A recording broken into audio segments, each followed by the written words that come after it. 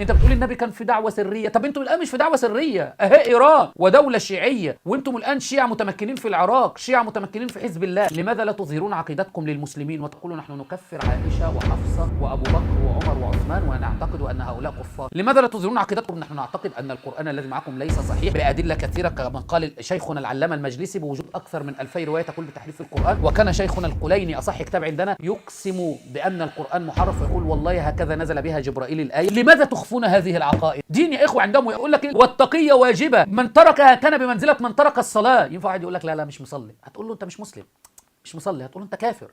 فيقول لك التقيه كده، لو قال لك لا مفيش تقيه وانا هقول يبقى انت كافر. لذلك انقسم الشيعه، قسم منهم ترك التقيه كالشيرازيه والسلقلقيه سر الخسيس وحمير المشرشر القسط هذا وغيرهم فافتضح امرهم، وقسم تاني زي الشيخ عدي وحسن نصر الله وخامنئي والسيستاني احنا وراهم حتى يكتشف هذه العقيده لجميع المسلمين.